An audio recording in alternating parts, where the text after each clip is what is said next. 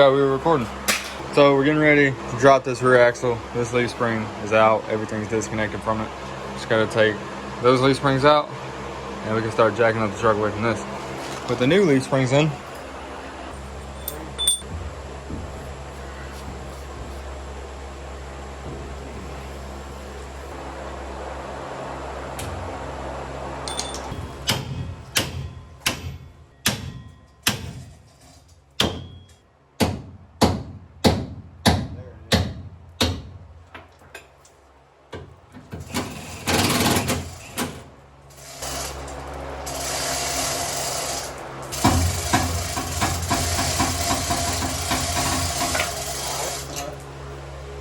So long. Yeah.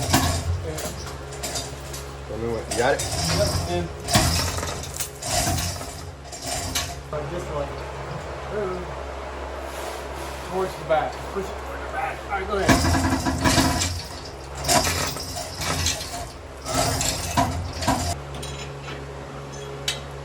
That was a bit messy.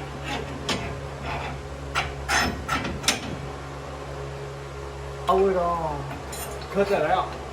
I mean, you can ride without it. Ron doesn't even have it. Ron also has a cradle though.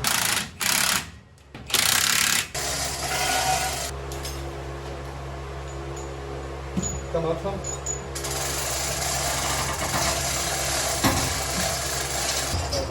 Yep, there down.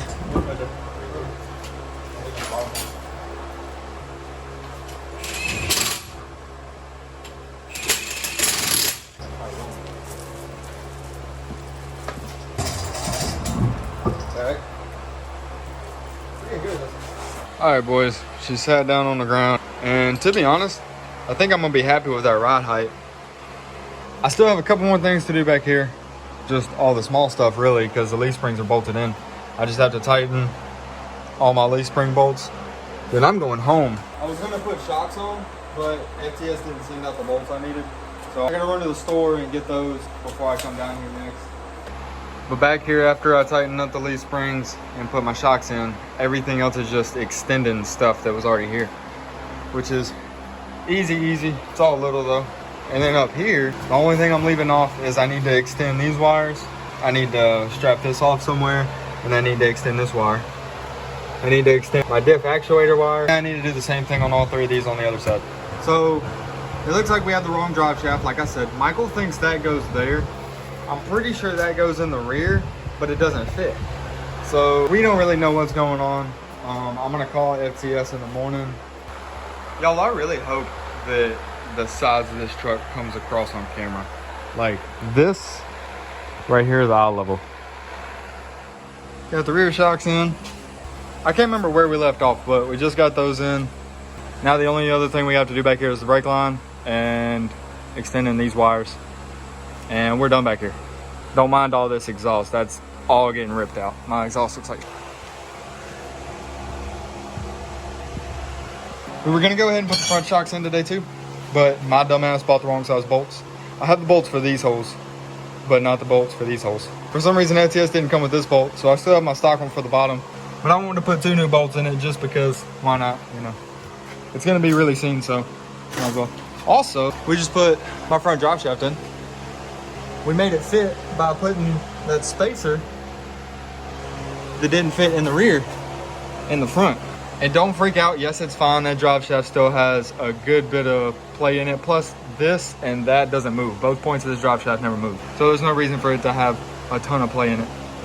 Now we did find out that the reason the spacer didn't fit on the rear diff is because this is a 6-lug 14 bolt and FTS thought it was a 1500, so it came with a 10 bolt. That spacer's for a 10 bolt, that's why it fits the front and not the rear. Wasn't their fault though, they didn't know, I didn't know to tell them. We also realized we're gonna have to notch my frame right there. Not really a frame, it's really just a support. We're gonna drill out these rivets, drill the holes out a little bit bigger so we can put bolts through it and put a new piece in here that comes across and dips under the drive shaft and goes all the way to come down here and put these shocks in. I'm putting all the bushings in right now. Finally got the bolts for this, so that's tight, these are tight. Now I can just put the shock in and I got 2 new bolts for that too. And as you can see, my rear drive shaft's still out. I don't remember if I videoed this or not, but y'all probably saw us taking it out of the truck, or we were about to. But I just got it back. It's been extended 3 1/4 inches. So now it should be able to fit. Now the only other thing I'm gonna have to do is cut this bracket out. Drive shaft hits right up here pretty badly. Drive shaft sits right about here. So we're just gonna cut that out and make a new one. Now as you can see, a lot of my wires are just kind of poorly run in there. So before I cut it, I'm gonna have to cut these, take all these out and rerun them a different way, extend them, reconnect them, do whatever I gotta do. We got both front shocks in. Look pretty good up in there. I got them as even as I could. It was a huge pain though, because see the line of this shock and then the line of the bolt? Since these bushings were a lot smaller and these holes were drilled perfectly for these bolts, I had no playroom. So I had to drill those up and then torque the bushings enough to get the bolt through there. It's looking good up in there. I gotta throw some wire loom on these wires back here. And I gotta extend my breather for my front diff and my rear diff. Finish up these wires back here and through that cross rail. And then I'm gonna start cutting that out, put my drive shaft in. The thing I'm gonna have to do is cut both my tips off because they're on my leaf springs. You can actually see they're uneven right now because that hanger broke and they're both on the leaf springs, so they're not really sitting where they're supposed to. This one has no give in it. I'm gonna cut those off probably right there, and then I gotta get by the exhaust.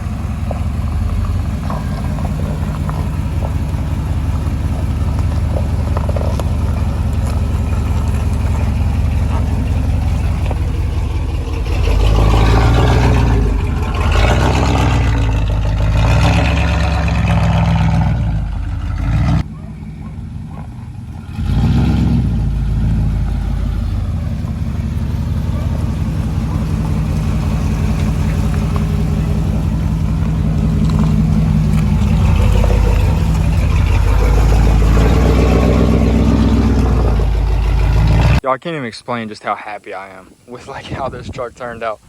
I wouldn't say she's done, but she's drivable, you know what I mean? I just drove it to the gas station, put a little bit of gas in it. It drives pretty good. It's a little stiff, especially in the rear. The front, I'm gonna lower the torsion bars just a hair. But other than that, that's the only other thing I have to do. And then I gotta take it to alignment. That's the other problem it has. It tracks really, really bad. And I know it's still gonna track once it gets a good alignment just because of how wide it is. But since it has no alignment right now and we just eyeballed it as best we could, it does track pretty bad. But I mean, other than that, it drives amazing. Like, it does need 513s very, very soon. It's not gonna like these 488s for very long. You can definitely feel it's a little lagged. I really can't remember where we left off, but in the rear, I got all my wires re-ran. A new vent line ran, all my wires ran up that. It's ran down the frame, they're all nice and neat. I got my new drive shaft, it has my name in it right there a little bit, but I'm gonna end up getting this polished, so I don't care. Like y'all saw, I've only got the front shocks in too. Those came out really good. Another reason I'm lowering the torsion bars is because it's not touching, but you can see how close it is to hitting this upper A-arm. And I know that also has a lot to do with the alignment because they're gonna move this to make sure the hub is straight up and down. Just to help out a little bit, I am gonna lower the torsion bars just a little. It's fine. I do scrub a little bit, which is hilarious. And it's just the valence right here when I'm in reverse. And it's at full lock. It literally won't do it if I turn it a centimeter back. After the torsion bar is in alignment, she's ready for Lifted Truck National. She can go, but there are a couple other things I'm doing. I've got brand new door pins and bushings at the house. That needs to happen. I've got 12 more white rock lights that are going on the truck. I got to put those in. In case you don't know, I grenaded my rear brakes because I had 40s and I did way too many burnouts. And then I could do burnouts really, really easy because I had no rear brakes, which just made it worse. So I have everything I need to rebuild the rear brakes at the house. We have the front brakes mint, so it's good enough to get me to the house. You can definitely tell there's a lot more weight behind this truck because these brakes are better than they used to be, and it stopped fine on my 40s. But now it's definitely worse than it was. There's a lot more weight added. So definitely fixing these rear brakes. I am doing a disc brake swap, but I'm not doing that until I rebuild the rear end and do everything for the rear that I'm going to end up doing. So many people have been asking me why I chose to do this lift instead of a solid axle swap. It would have been cheaper. Not the way I would have done one, but if I would have done like leaf springs, it would have been way cheaper, way easier, way faster, way stronger. Yeah, I know all that. I'm going to be explaining my whole thought process during this build. Whenever I do the full build breakdown, everything that's done to the truck, every little part, where I got it from, how much everything costs. Because in my last video, it was a landslide. Everybody wanted to know how much everything costs. So that's going to be in that video too. So that video is going to have a lot of info in it and a lot of questions answered. And hopefully that'll be coming out pretty soon. I don't know if it'll be my next one, but I know it'll be before Lifted Truck Nationals.